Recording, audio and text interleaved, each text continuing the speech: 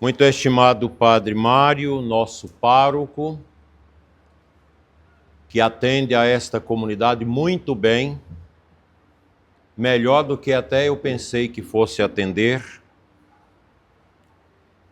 Querido senhor prefeito de São Domingos, vereadores, peregrinos do Bom Jesus da Terra Ronca. É uma alegria celebrar esta missa como nós fazemos em todos os anos, com vocês nesse ponto de descanso, a caminho da nossa romaria no dia de amanhã, 6 de agosto, quando nós vamos rezar a pedido do Santo Padre, o Papa Leão, em todo o mundo pelos católicos que estão sendo perseguidos e mortos. A nossa capela de São João Batista fica no entreposto entre São Domingos e a Terra Ronca. São João Evangelista. Nós vamos, de agora em diante, celebrar sempre a parte social da festa no período de São João Batista e a novena no dia do santo, que é São João Evangelista. É a única capela na diocese dedicada a São João Evangelista.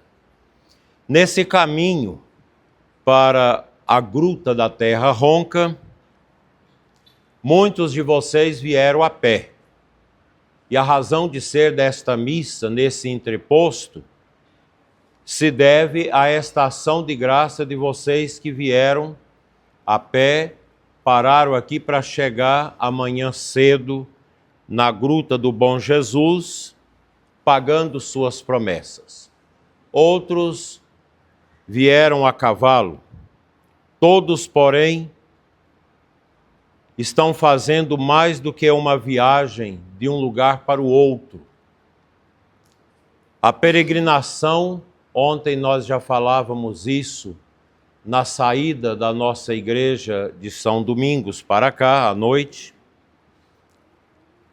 ela é uma imagem da própria vida cristã. A nossa vida é uma caminhada. Saímos de um ponto, enfrentando poeira, cansaço, calor, frio, dores e imprevistos. Mas continuamos caminhando porque existe uma meta. Assim também a nossa existência nesse mundo. Não fomos criados para ficar parados, mas para caminhar na direção do céu, na direção de Deus. Quantos e quantos que nestes 97 anos já fizeram esta caminhada para a nossa romaria que caminha para os seus 100 anos, seu centenário. Esta capela dedicada a São João Batista, ela se torna, dentro da programação da nossa romaria do Bom Jesus, como uma estação espiritual.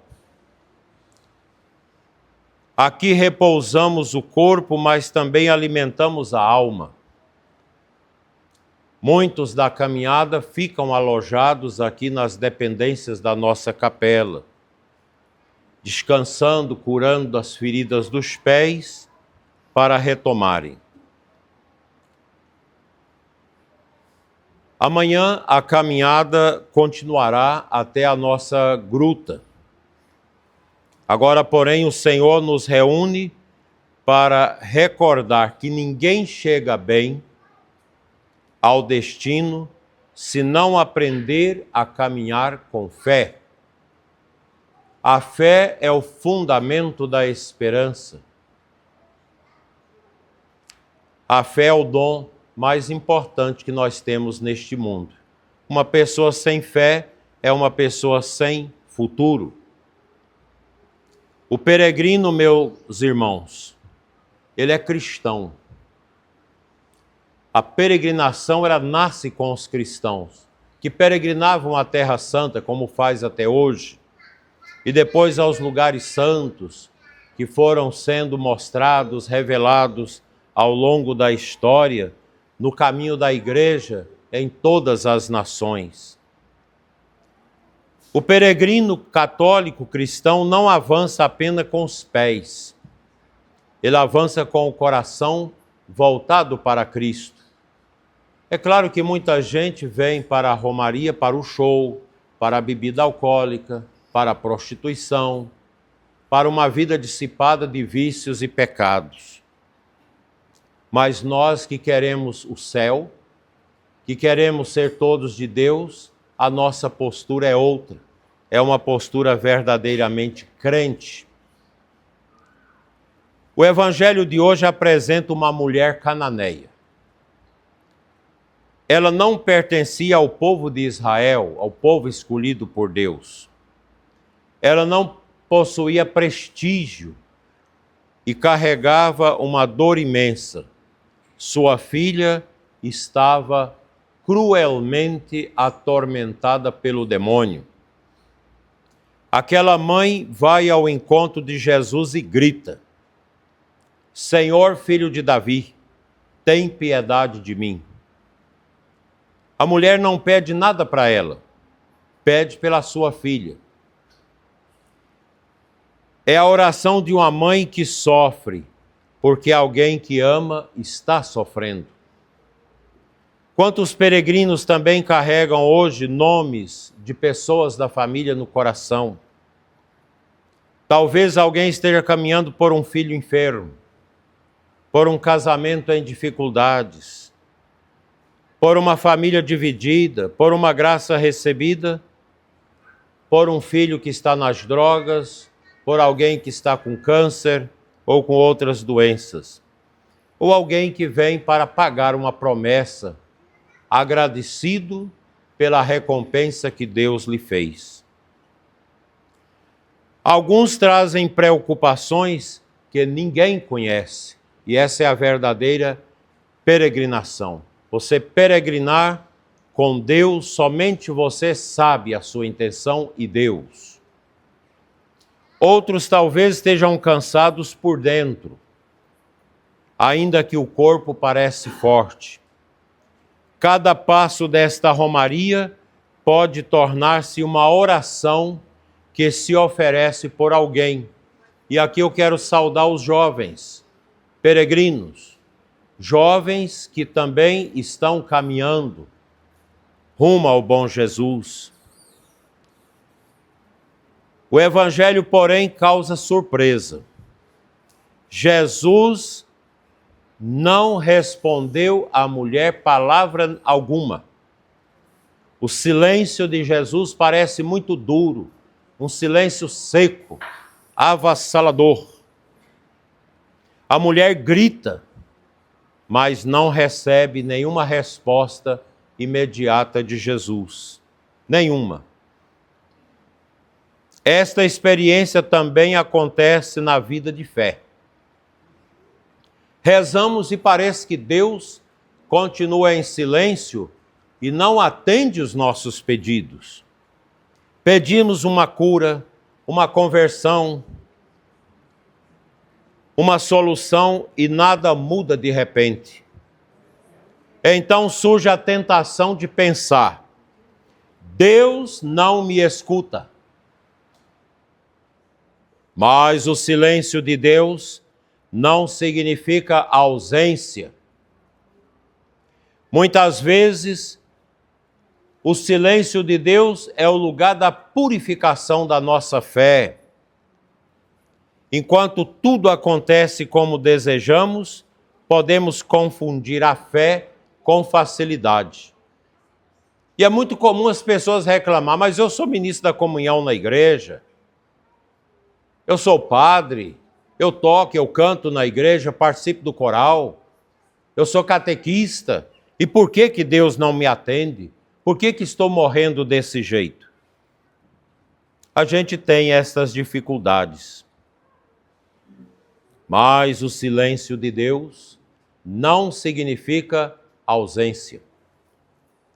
Muitas vezes é o lugar onde a fé é purificada. Enquanto tudo acontece como desejamos, a gente fica, como diz os jovens, de boa, né? Porque, meus irmãos, é na espera longa por uma cura, por um favor de Deus, que descobrimos se procuramos apenas a graça ou o próprio Deus. Eu tenho que, antes da cura e da bênção que eu quero, procurar Deus. Eu lembro da minha mãe morrendo de câncer. Ela nunca fez uma promessa de cura. E nunca ouvi uma oração pedindo a cura. Porque ela entendia que era um desafio que ela tinha que viver próprio da vida. Outro dia uma mulher de 97 anos me pedia para rezar pela cura física dela. Ela não entendeu. Ela está num momento que ela tem que pedir a cura espiritual. Porque um corpo de 97 anos já não sara mais. Dá aquelas melhoras, mas não sara. A fé madura continua rezando, mesmo quando ainda não se compreende. Algumas pessoas, na época da morte de São João Paulo II, questionavam como pode um papa que sofreu tanto, perdeu a mãe na infância, depois perdeu o pai, depois perdeu o único irmão que tinha, viveu sozinho, estudou nas paróquias porque não podia ter seminário naquele tempo por causa do comunismo, que tanta gente gosta do comunismo aqui no Brasil e não sabe o que é o comunismo. Um dia vai saber. Por isso São João Paulo II foi uma voz dura contra o socialismo, contra o comunismo, sobretudo na Nicarágua, onde um padre comunista começou aquilo lá, e agora está lá, o comunismo tomando tudo da igreja. Agora a igreja na Nicarágua não pode nem ordenar padre mais. O de lá é o amigo do de cá. O de lá está fazendo e o de cá tem vontade também de fazer. Porque o comunismo é a mesma coisa em todos os lugares do mundo. A fé madura continua caminhando com a mesma disposição, mesmo quando a gente não tem as graças necessárias de imediato. São João Paulo II entendeu isso. E na hora da morte, os jovens lá cantando para ele, ele agoniando. Não conseguia mais falar, dava aqueles gemidos, aqueles gritos. E ele quis ir ao microfone, mesmo assim, sem nenhum receio da imprensa mostrar, como a Veja mostrou aqui no Brasil, a Globo e companhia, que mostra essas coisas. Né? Porque o Papa queria mostrar que ele é humano, que o sofrimento faz parte da vida. E ele tinha escrito uma carta chamada Salvifici Dolores, sobre a salvação na dor. Os discípulos disseram para Jesus: manda essa mulher embora, pois ela vem gritando atrás de nós. Os discípulos não suportam o clamor daquela mãe. Querem afastar o problema. Quantas vezes a sociedade faz o mesmo? Diante do pobre, diante do doente, diante da mãe aflita, do canceroso, do dependente, do idoso, do leproso ou da pessoa ferida. É melhor dizer: manda embora. Às vezes, até dentro da igreja, podemos cair nesta tentação. Evitar quem dá trabalho, quem insiste, quem chega com uma história difícil. Mas Jesus, porém, não manda a mulher embora. Por quê? Porque a mulher era pagã. Ela não era do povo de Israel. Ele permite que sua fé apareça com toda a sua grandeza. Quantas vezes já falei sobre esse texto na igreja? A mulher se aproxima, ajoelha-se e resume toda a esperança numa frase pequena: Senhor, socorre-me. Há orações muito compridas e belas, mas existem momentos em que só conseguimos dizer: Senhor, socorre-me. E Deus compreende plenamente esta oração. Eu já atendi gente assim, no final da vida, com muita dor, que dizia: padre, eu não dou conta de rezar, porque a dor é muito, é grande. Mas reza com o seu gemido, reza com a sua dor. E muitos de nós aqui vamos ter esses momentos de dores no final da vida. Nós vamos sofrer. E vamos lembrar que a gente mesmo na dor deve dizer: Senhor, olha pela conversão do mundo. Converte essas pessoas imundas. Porque quem tem um carro de som desse que faz barulho, ele só tem isso. Ele não tem nada no coração.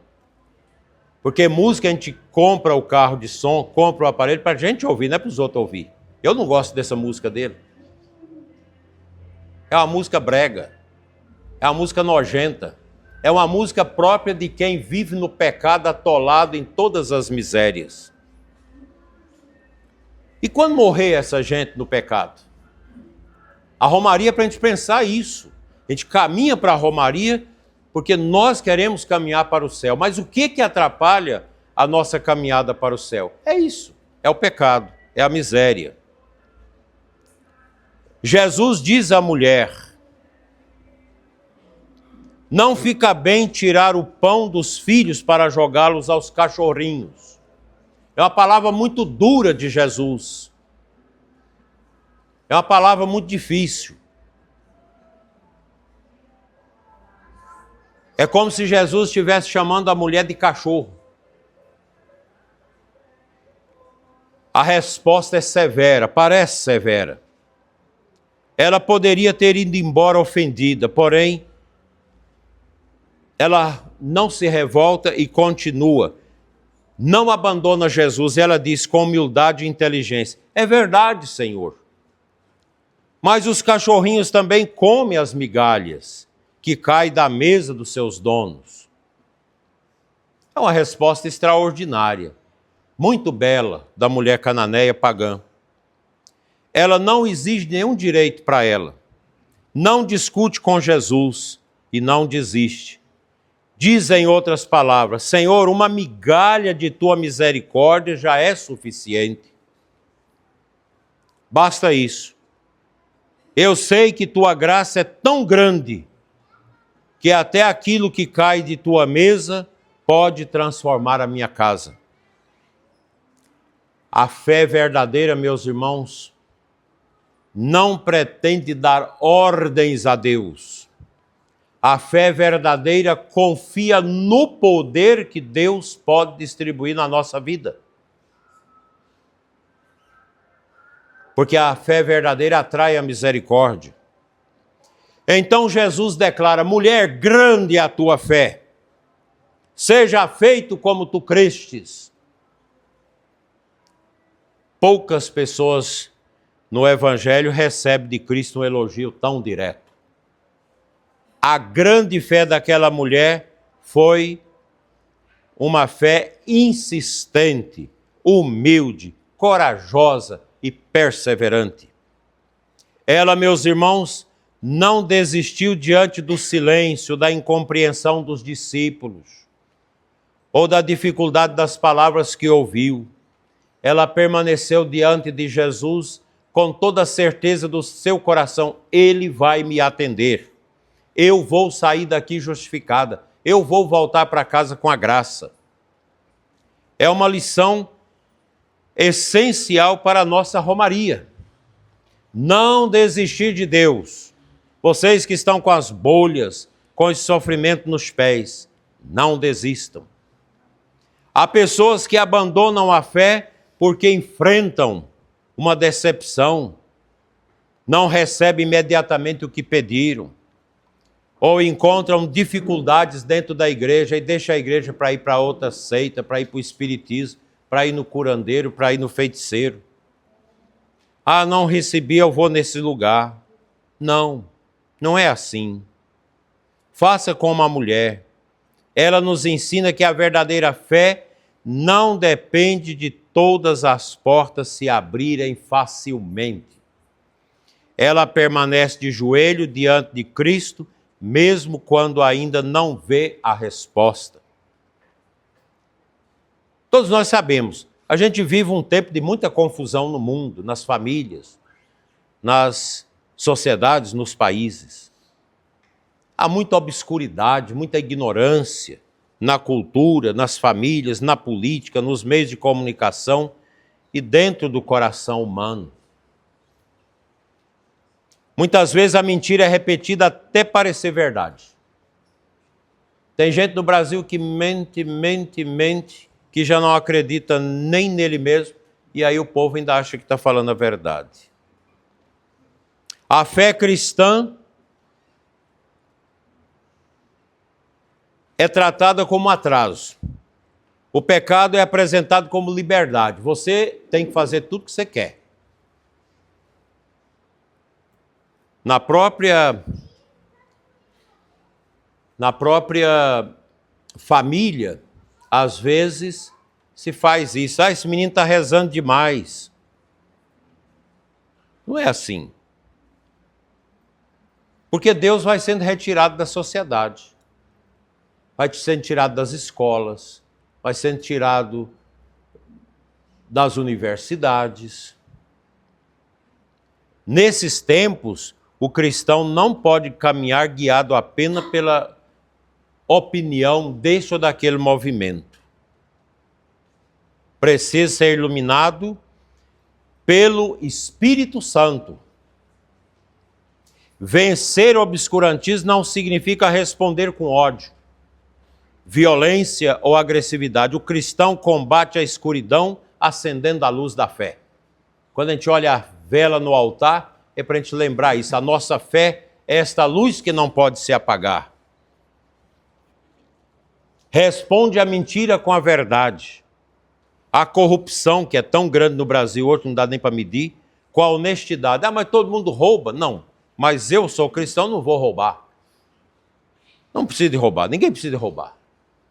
Mas nós somos roubados. Vence a divisão com a reconciliação. E ao desespero que muita gente tem até ao ponto de suicidar, nós vencemos o desespero com a esperança. A cruz de Cristo não precisa gritar, ou melhor, a luz de Cristo não precisa gritar mais alto do que todos. Precisa permanecer acesa nos nossos corações. Assim, meus irmãos, aprendamos com esta mulher que não recua. Ela vai, ela insiste até receber a cura. Ela permitiu que uma única dificuldade que ela tinha não atrapalhasse a sua união com Deus, a sua aproximação de Cristo.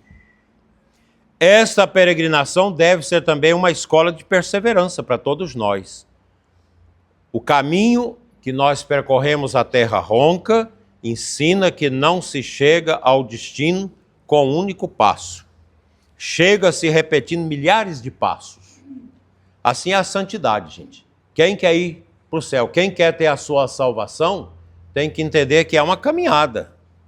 A gente não torna santo de um dia para o outro, através de uma emoção isolada, mas com pequenas fidelidades repetidas. A oração de cada dia, a Santa Missa, a confissão, o perdão a quem nos ofende, ser honesto, o cuidado com a família e a caridade com os necessitados.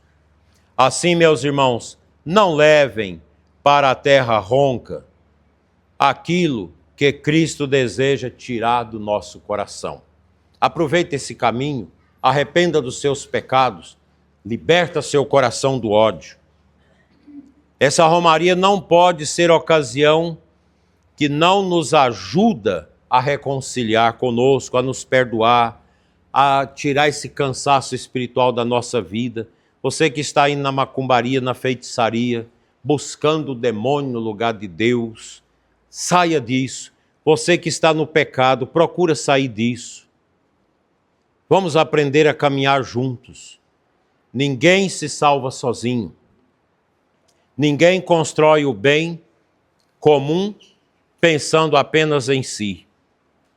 E nós queremos lembrar Nossa Senhora, que caminhou para o Egito com Jesus para que ele não fosse morto. Nossa Senhora, a mãe de Jesus, que esteve aos pés da cruz de Cristo. Com quem? Com São João Evangelista, que é o padroeiro da nossa capela. Que Nossa Senhora acompanhe vocês, os peregrinos, acompanhe os que estão trabalhando no parque, que nós temos duas jovens, que eu já esqueci os nomes, que se apresentaram ali antes da missa para mim, que vieram de Goiânia, para ajudar, para trabalhar na preservação, organizar aqui as coisas do parque da Terra Ronca. Deus abençoe vocês, minhas filhas. Deus proteja os que caminham a pé e a cavalo, e conduza com segurança a todos os que vão de carro, de moto, e que o bom Jesus da Lapa da Terra Ronca receba nossos pedidos amanhã cedo, fortaleça a nossa fé e faça de nós testemunhas corajosas do Evangelho. Senhor, aumentai a nossa fé. Respondam. Senhor, aumentai a nossa fé. Senhor, socorre as nossas famílias. Senhor, socorre as nossas famílias. Senhor, ilumina a nossa nação. Senhor, ilumina a nossa nação. Senhor, não permitas que desistamos do caminho. Senhor, não permita que desistamos do caminho. Amém. Amém. Vai ter prece?